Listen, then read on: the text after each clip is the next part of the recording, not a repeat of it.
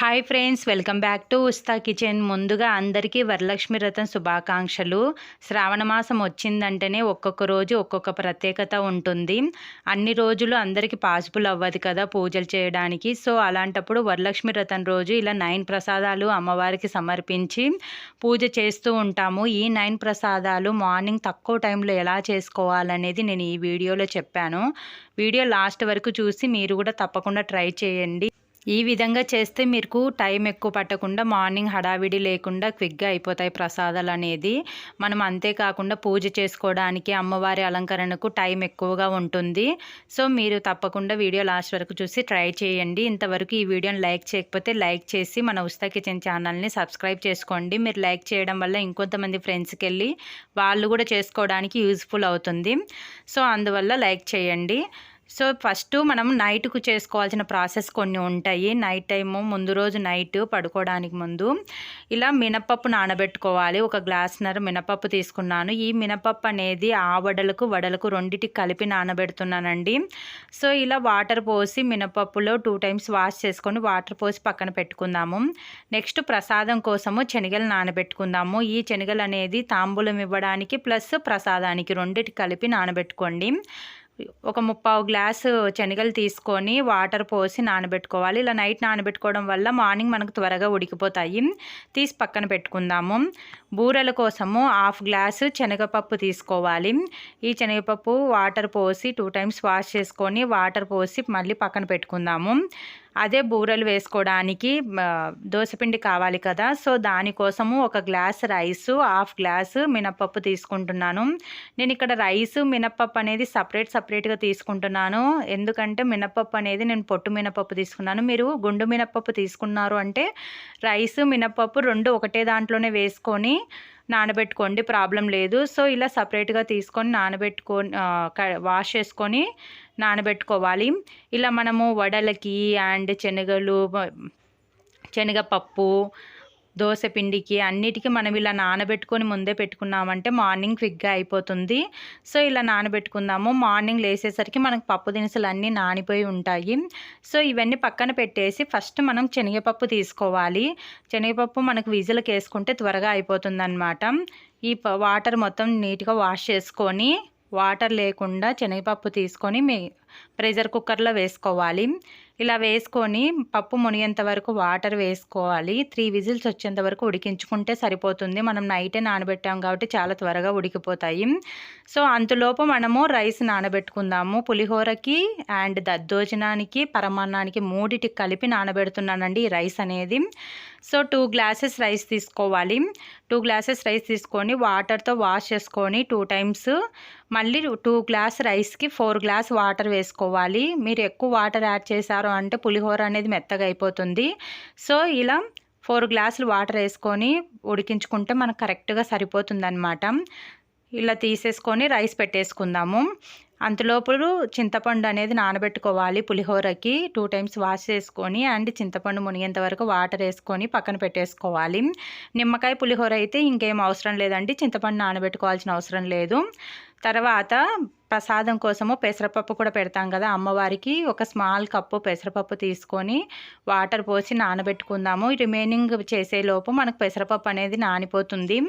అదేవిధంగా పానకానికి కూడా 2 table spoon బెల్లం వేసుకొని water and pepper powder and యాలకల పౌడర్ వేసి బాగా మిక్స్ చేసుకోవాలి. రిమైనింగ్ ప్రసాదాలు చేసేలోపు మనకి ఈ పెసరపప్పు పానకం అనేది నానిపోతాయి కాబట్టి ఇలా ముందే నానబెట్టుకొని పక్కన పెట్టేసుకోవాలి. సో ఇలా పక్కన రెడీ చేసుకొని పక్కన పెట్టుకుందాము. అంతలోపు మనము అండ్ వడలకి అండ్ దోసపిండికి మిక్సీ పట్టుకోవాలి. ఈ పొట్టు మినపప్పు తీసుకున్నాను కాబట్టి పొట్టు పోయేంత వరకు నీట్గా వాష్ చేసుకోవాలి. ఫస్ట్ నేను దోసపిండి పట్టుకుంటున్నాను మిక్సీ జార్లో వేసుకొని. మన ఇడ్లీ పిండి కన్సిస్టెన్సీ ఎలాగైతే ఉంటుందో సేమ్ అదే విధంగానే పట్టుకోవాలి. పిండి అనేది జోరుగా అయిందంటే మనకు బూరలు అనేది ఇరిగిపోతాయి, సరిగ్గా రావు. వీలైనంత గట్టిగా పట్టుకోండి పిండిని అనేది. ఇలా ఇడ్లీ పిండి కన్సిస్టెన్సీ వస్తే మనకు కరెక్ట్గా సరిపోయినట్టు. తర్వాత వడలకి నానబెట్టుకున్న మినపప్పుని కూడా మిక్సీ జార్లో వేసుకొని కొద్దిగా లైట్గా 1 టేబుల్ స్పూన్ వాటర్ వేసుకొని వీలైనంత మెత్తగా గట్టిగా పట్టుకోవాలి. మీరు గ్రైండర్లో వేసుకుంటేనే ఇంకా ఈజీగా స్మూత్గా వస్తాయి. మిక్సీలో పట్టుకున్నా కూడా వీలైనంత మెత్తగా పట్టుకుంటే సరిపోతుంది.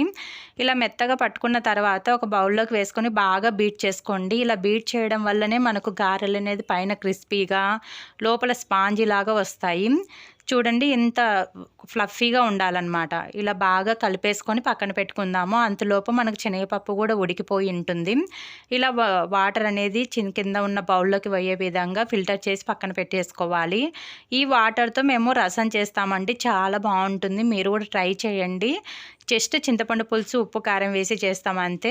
సో ఇలా తీసుకున్న తర్వాత అదే ప్రెషర్ కుక్కర్లోనే ఒక స్మాల్ కప్పు శనగలు వేసేసుకొని సాల్ట్ వేసుకొని వాటర్ వేసుకొని 3 విజిల్స్ వచ్చేంత వరకు ఉడికించుకోవాలి. నెక్స్ట్ ఈ మనం వడపోసుకొని పెట్టుకున్న శనగపప్పుని స్పూన్తో కానీ అండ్ మిక్సీతో కానీ నేను వీడియోలో చూపించే విధంగా స్మాషర్తో కానీ మెత్తగా ఎనుపుకోవాలి. వీలైనంత మెత్తగా స్మాష్ చేసుకోండి. మీరు ఇదంతా లేదు అనుకుంటే మిక్స్ అయినా పట్టుకోవచ్చు, ప్రాబ్లం లేదు. సో మనకు బాగా మెత్తగా ఉడికిపోయాయి కాబట్టి జస్ట్ స్పూన్ తన్న కూడా వచ్చేస్తుంది ఇలా స్మూత్గా. ఒక హాఫ్ కప్పు శనగపప్పు తీసుకున్నాం కాబట్టి హాఫ్ కప్పు బెల్లం కూడా తీసుకోవాలి. ఇలా గ్లాస్ మీద పెట్టేసుకొని కలుపుకుంటూ దగ్గరకు వచ్చేంత వరకు ఉడికించుకోవాలి. ఇలా దగ్గరకు వచ్చిన తర్వాత 1/2 టేబుల్ స్పూన్ యాలకుల పొడి వేసుకొని మిక్స్ చేసుకుందాము.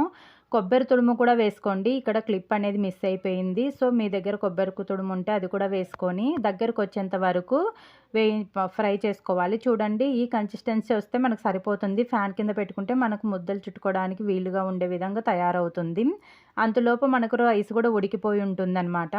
ఆ రైస్ని ఫస్ట్ ఒక 60% వరకు పులిహోరకు తీసుకుందాము. పులిహోర అనేది కొంచెం ఎక్కువ చేస్తాం కదా.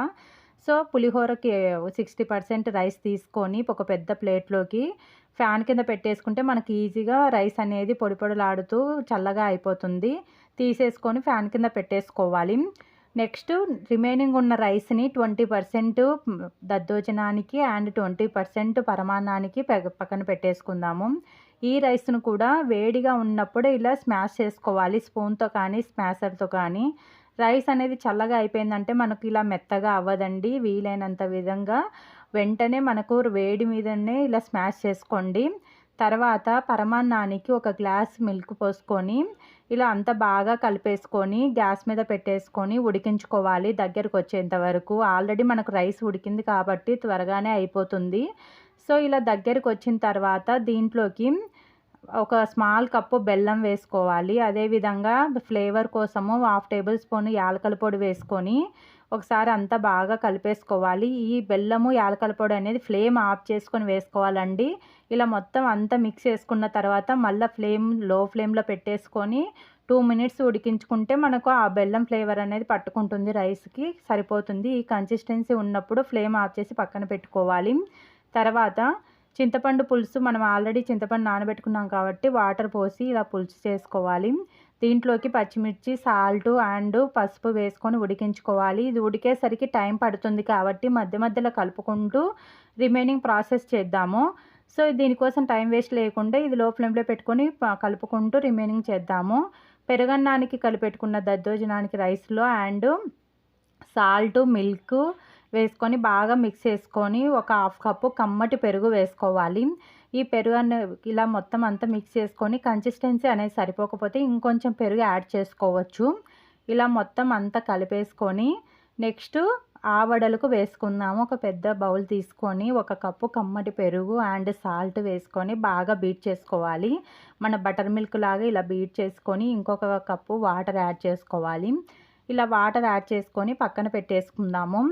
ఆవడలు వేయించిన వెంటనే వాటర్లో వేయాలి కాబట్టి ఆ వాటర్లో 1 టేబుల్ స్పూన్ సాల్ట్ వేసుకొని రెడీగా పక్కన పెట్టేసుకుందాము. మనకు శనగలు కూడా ఉడికిపోయాయి, సపరేట్ చేయాలి వాటర్ అనేది. తర్వాత మనకు దోసపిండి అనేది మొత్తం పట్టదు కదా, కొంచెం ఎంతైతే కావాలో అంత చిన్న బౌల్లో వేసుకొని 1 spoon sugar and 1/2 table spoon వంట సోడా వేసుకొని బాగా బీట్ చేసుకోవాలి. షుగర్ వేసుకోవడం వల్ల పైనున్న మనకు బూరెలలో పైన వచ్చే లేయర్ అనేది చప్పగా లేకుండా టేస్టీగా ఉంటుంది. ఇలా బాగా బీట్ చేసుకొని పక్కన పెట్టుకుందాము. తర్వాత అదేవిధంగా వడలకు కూడా చేసుకున్న పిండిలో 1 టేబుల్ స్పూన్ సాల్ట్ వేసుకొని ఇలా స్పూన్తో కానీ చేతితో కానీ బీట్ చేసుకోవాలి. ఇలా బాగా బీట్ చేస్తేనే మీకు వడలు అనేది పైన క్రిస్పీగా లోపల స్పాంజీగా వస్తాయండి. మీరు ఎంత బాగా బీట్ చేస్తే అంత బాగా వస్తాయి. తర్వాత నెక్స్ట్ మనము ఆల్రెడీ పూర్ణం చేసుకొని ఫ్యాన్ కింద పెట్టేసుకున్నాం కదా. పూర్ణం అనేది ఈ కన్సిస్టెన్సీలో ఉన్నప్పుడే చిన్న చిన్న స్మాల్ బాల్స్ లాగా చేసుకోవాలి. ఈ స్మాల్ బాల్స్ అనేది చిన్నవే చేసుకోవాలండి. మీరు పెద్దవి చేసుకున్నారంటే బూరెలు వేసిన తర్వాత ఇంకా ఎక్కువ లావుగా వస్తాయన్నమాట. ఇలా చేసుకునేసరికి మనకు చింతపండు పులుసు కూడా మనకు దగ్గరకు వచ్చేసింది కదా. సో ఇలా మనం ఆ ప్రాసెస్ చేస్తూ ఉండగానే ఈ చింతపండు పులుసుని కలుపుకుంటూ ఇలా దగ్గరకు వచ్చేంత వరకు వేయించుకోవాలి. ఈ ఈ పేస్ట్ అంతా రైస్లో వేసేసుకుందాము. ఈ రైస్లో వేసేసుకొని మొత్తం అంతా బాగా కలిసే విధంగా కలుపుకోవాలి. ఈ చింతపండు పులుసు రైస్కి బాగా పట్టే విధంగా ఇలా కలుపుకొని పక్కన పెట్టేసుకుందాము. నెక్స్ట్ మనము బూరెలు వేసుకుందాము. ఫస్ట్ బూరెలు వేసుకోవడానికి ఏంటంటే ఆయిల్ కొంచెం ఎక్కువ ఉండాలి బూరెలకు అనేది. సో గారెలు వేసిన తర్వాత బూరెలు వేసామంటే మనకు తక్కువ ఆయిల్ అవుతుంది కాబట్టి ముందే బూరెలు వేద్దాము. ఈ బూరెలు అనేది స్పూన్తో అయినా వేయచ్చు, చేతైనా వేయచ్చు. నేను వీడియోలో చూపించే విధంగా మీకు ఏది కంఫర్ట్ అనిపిస్తే అది వేయండి, ప్రాబ్లం లేదు. ఇలా చేత కావాలంటే ఈ విధంగా వేసేసుకోవడమే. కానీ మనకు దోసపిండి అనేది కన్సిస్టెన్సీ అనేది కొంచెం గట్టిగా ఉండాలి. లూజ్గా ఉంటే మనకు విరిగిపోతాయి. అప్పుడు పూర్ణం అంతా బయటకు వచ్చేసి ఆయిల్ అంతా వేస్ట్ అయిపోతుంది అనమాట, బ్లాక్గా వచ్చేస్తుంది. సో ఇలా వేసిన వెంటనే కదపకుండా 2 మినిట్స్ వేయించుకొని తర్వాత కలుపుకుంటూ వేయించుకోవాలి. కొంచెం కలర్ చేంజ్ అయ్యేంత వరకు వేయించుకుంటే సరిపోతుంది. ఇలా వేయించుకోవాలి. అదేవిధంగా రిమైనింగ్ ఉన్న పూర్ణం బూరెలు కూడా వేయించుకొని తీసి పక్కన పెట్టేసుకోవాలి. నెక్స్ట్ తర్వాత అదే ఆయిల్లోనే వడలు వేసేసుకుందాము. తడి చేయి చేసేసుకొని వాటర్లో మన నార్మల్ గారెలు ఎలాగైతే వేసుకుంటామో సేమ్ అదే విధంగానే గారెల్లాగా ఒత్తేసుకొని 1 బై 1 వేసేసుకోవాలి. వేసిన వెంటనే కదపద్దు. గారెలు కూడా ఆయిల్లో పట్టే విధంగా ఫ్రీగా ఉండే విధంగా వేసేసుకొని వేసిన వెంటనే కదపకుండా మీడియం ఫ్లేమ్లో కలర్ చేంజ్ అయ్యేంత వరకు వేయించుకోవాలి. చూడండి గారెలు అనేది కొంచెం కలర్ చేంజ్ అయ్యాయి. ప్లస్ ఇంకొకటి ఏంటంటే మనకు పైన క్రిస్పీగా వచ్చాయి చూడండి, మనం చూస్తేనే అర్థమవుతుంది. ఇదే విధంగా రిమైనింగ్ ఉన్నట్టు కూడా వేయించుకోవాలి. వేసిన వెంటనే ఇట్లా మనం వాటర్లో సాల్ట్ వేసి కలిపి పెట్టుకున్నాం కదా, దాంట్లో వేసేసుకుందాము. రిమైనింగ్ ఉన్న పిండిలో చిన్నగా కట్ చేసుకున్న పచ్చిమిర్చి అండ్ కరివేపాకు, జీలకర్ర వేసుకోవాలి. మీకు ఇష్టం ఉంటే చిన్నగా కట్ చేసుకున్న అల్లం ముక్కలు కూడా వేసుకోవచ్చు. ఇలా వేసుకున్న తర్వాత సేమ్ అదే విధంగానే ఇంత ముందులాగా గారెలు ఒత్తేసుకోవడమే. చేతికి తడి చేసుకున్నాము అంటే ఇలా మనకు చేతికి అంటుకోకుండా ఉంటాయి. ఇలా వేసేసుకొని వెంటనే కదపకుండా లో ఫ్లేమ్లో ఫ్రై చేసేసుకోండి. అల్లం ముక్కలు వేసుకోవచ్చు కానీ చిన్నపిల్లలు ఉన్న వాళ్ళు అవాయిడ్ చేయండి. సో ఇలా ఫ్రై చేసేసుకొని రిమైనింగ్ ఉన్న పిండిని కూడా ఫ్రై చేసుకొని పక్కన పెట్టేసుకోవాలి. అంతలోపు మనకు వాటర్ అంతా అబ్జర్వ్ చేసుకుంటాయి ఆవడలకి గారెలు అనేది. ఇవి 80% వరకు వాటర్ అంతా ఒత్తేసుకొని ఈ మజ్జిగ చేసి పెట్టుకున్నాం కదా బటర్ మిల్క్, దాంట్లో వేసేసుకోవాలి. సో ఇలా వేసేసుకుంటే మనకు బాగా అబ్జర్వ్ చేసుకుంటాయి అన్నమాట వడలు అనేది బటర్ మిల్క్ను. తర్వాత అన్నిటికీ తాలింపు పెట్టేసుకోవడమే అండి. అన్నీ రెడీ అయ్యాయి కదా. సో ఫస్ట్ మనము పరమాన్నానికి తాలింపు పెట్టుకుందాము. 2 టేబుల్ స్పూన్ల వరకు నెయ్యి వేసుకొని మీకు నచ్చిన డ్రై ఫ్రూట్స్ వేసుకోండి. సో నేను ఇక్కడ ఎండు కొబ్బరి అండ్ బాదం వేసాను. మీకు అవైలబుల్లో ఉన్న డ్రై ఫ్రూట్స్ వేసేసుకొని కొద్దిగా కలర్ చేంజ్ అయిన తర్వాత ఆ నెయ్యితో సహా ఆ డ్రై ఫ్రూట్స్ తీసుకెళ్ళి పరమాన్నంలో కలిపేసుకోవడమే. చాలా సింపుల్ కదా. సో ఇలా కలుపుకున్నాము అంటే మొత్తం మిక్స్ చేసుకుంటే మనకు పరమాన్నం అనేది రెడీ అయిపోతుంది. సో ఇలా తాలింపులన్నీ ఒకటేసారి పెట్టేసుకున్నామంటే లాస్ట్లో ఈజీగా అవుతుందన్నమాట. ఇలా మొత్తం మిక్స్ చేసుకుంటే మనకు పరమాన్నం రెడీ అయ్యింది. నెక్స్ట్ అదే ప్యాన్లోనే ఆయిల్ అండ్ తాలింపు దినుసులు, గ్రీన్ చిల్లీ, కర్రీ లీవ్స్ వేసుకొని చిటపటలాడేంత వరకు ఫ్రై చేసుకోవాలి. కరివేపాకు అనేది క్రిస్పీగా అవ్వాలి. ఇలా క్రిస్పీగా అయ్యేంత వరకు లో ఫ్లేమ్లో ఫ్రై చేసుకోండి. ఇలా ఫ్రై అయిన తర్వాత ఒక చిటికెడు ఇంగువ వేసుకుంటున్నాను. ఇంగువ పడని వాళ్ళు అవాయిడ్ చేయొచ్చు, ప్రాబ్లం లేదు. ఇలా వేసుకున్న తర్వాత తాలింపు అంతా వేగిన తర్వాత పెరుగన్నంలో కలిపేసుకోవడమే. ఇలా పెరుగన్నంలో వేసుకొని అంత బాగా కలిసే విధంగా కలుపుకుంటే మనకు దద్దోజనం అనేది కూడా రెడీ అయిపోతుంది. ఇప్పటికీ 2 ప్రసాదాలు రెడీ అయిపోయాయి, పూర్ణం బూరెలు కూడా రెడీ అయిపోయాయి కదా. సో ఇలా కలిపేసుకొని పక్కన పెట్టేసుకుందాము. నెక్స్ట్ ఆవడలకు తాలింపు పెట్టుకుందాము. 2 టేబుల్ స్పూన్ ఆయిల్ అండ్ తాలింపు దినుసులు, పచ్చిమిర్చి, కరివేపాకు వేసుకొని సేమ్ నార్మల్ తాలింపు ఎలాగైతే వేయించుకుంటామో అలానే వేయించుకోవాలి. సో ఇలా ఇలా వేయించుకున్న తర్వాత ఇష్టం ఉన్న వాళ్ళు కొద్దిగా చిటికెడు పసుపు వేసుకోవచ్చు. ఇలా వేయించుకొని ఆవడలు చేసి పెట్టుకున్న మిశ్రమంలో వేసేసుకొని సైడ్ నుంచి కలుపుకోవాలి. చిన్నగా కట్ చేసుకున్న కొత్తిమీర కూడా వేసుకొని సైడ్ నుంచి కలుపుకోండి. లేకుంటే వడలనేది ఇరిగిపోతాయన్నమాట. మనకు స్మూత్‌గా ఉంటాయి కదా! బటర్ మిల్క్‌లో అనేది నాని ఉంటాయి కాబట్టి సైడ్ నుంచి బాగా మిక్స్ చేసుకోవాలి ఈ తాలింపు అనేది. ఈ ఈ బటర్ మిల్క్ అనేది కొంచెం క్వాంటిటీ ఎక్కువ ఉంటేనే టేస్ట్ బావుంటుంది. సో, ఇలా కలిపేసుకుంటే మనకు ఆవడలు కూడా రెడీ అయిపోతాయి. నెక్స్ట్ పులిహోర కోసం తాలింపు పెట్టేసుకుందాము. 3 టేబుల్ స్పూన్ల ఆయిల్ వేసుకొని, ఒక స్మాల్ కప్పు పల్లీలను వేసుకొని వేయించుకోవాలి. పులిహోరలో ఎప్పటికైనా పల్లీల క్వాంటిటీ అనేది ఎక్కువ ఉంటే చాలా బావుంటాయి. సో, ఇలా పల్లీలు వేగిన తర్వాత తాలింపు దినుసులు అండ్ ఎండుమిర్చి, కరివేపాకు వేసుకొని, కరివేపాకు క్రిస్పీగా అయ్యేంత వరకు వేయించుకోవాలి. ఇవి లో ఫ్లేమ్‌లో వేయించుకోవాలి. లేకుంటే పప్పులనేది మాడిపోతాయి. సో, ఈ తాలింపు అనేది పులిహోరలో కొంచెం ఎక్కువ ఉంటేనే బావుంటుంది. ఈ ఇష్టం ఉన్న వాళ్ళు ఫైనల్‌గా ఒక చిటికెడు ఇంగువ చిన్నగా కట్ చేసుకున్న కొత్తిమీర కూడా వేసుకొని పులిహోరకి ఈ తాలింపు అంతా బాగా పట్టే విధంగా కలుపుకోవాలి. పులిహోరలో తాలింపు పెట్టడమే మెయిన్ ఇంపార్టెంట్ అండి. సో, ఆయిల్ కంటెంట్ తక్కువైనా తాలింపు సరిగ్గా వేగకపోయినా పులిహోర టేస్ట్ పోతుంది. ఇలా మొత్తం అంతా మిక్స్ చేసుకుంటే పులిహోర కూడా మనకు రెడీ అయిపోతుంది. సో, నెక్స్ట్ శనగలకు తాలింపు పెట్టుకుందాము. 2 టేబుల్ స్పూన్ ఆయిల్ వేసుకొని తాలింపు దినుసులు అండ్ పచ్చిమిర్చి ముక్కలు, ఎండుమిర్చి ముక్కలు, కరివేపాకు వేసుకొని తాలింపు మొత్తం వేయించుకోవాలి. ఇలా కరివేపాకు క్రిస్పీగా అయ్యేంత వరకు వేయించుకోవాలి. ఇలా క్రిస్పీగా అయిన తర్వాత ఫ్లేమ్ ఆఫ్ చేసి పచ్చి కొబ్బరి తుడుముకొని వేసుకోవాలి 2 టేబుల్ స్పూన్లు. అదేవిధంగా చిన్నగా కట్ చేసుకున్న కొత్తిమీర కూడా వేసుకొని ఆ వేడికి జస్ట్ అట్లా కలిపేసుకుంటే మనకు మెల్ట్ అవుతుందన్నమాట తాలింపులో ఈ పచ్చి కొబ్బరి తుడుము అనేది. ఇలా అంతా కలిపేసుకొని మనం శనగలు ఆల్రెడీ వాటర్ అంతా సపరేట్ చేసి పెట్టుకున్నాం కదా, ఆ బౌల్లోకి వేసేసుకొని బాగా మిక్స్ చేసుకోవాలి. ఇలా పచ్చి కొబ్బరి తుడుము వేసుకోవడం వల్ల టేస్ట్ అనేది చాలా బాగుంటుంది. మిస్ చేయకుండా వేసుకోండి. సో, ఇలా మొత్తం అంతా మిక్స్ చేసుకుంటే మనకు శనగల ప్రసాదం కూడా రెడీ అయిపోయింది కదా. సో, ఈ ప్రాసెస్లో చేయండి. ఫస్ట్ 1 బై 1 చేసుకుంటూ తాలింపులు అన్నీ ఒకసారి చేసుకుంటే ఇలా శనగలు అండ్ ఆవడ, బూరెలు, పులిహోర, వడలు, దద్దోజనము అండ్ పరమాన్నము అన్నీ రెడీ అయిపోతాయండి.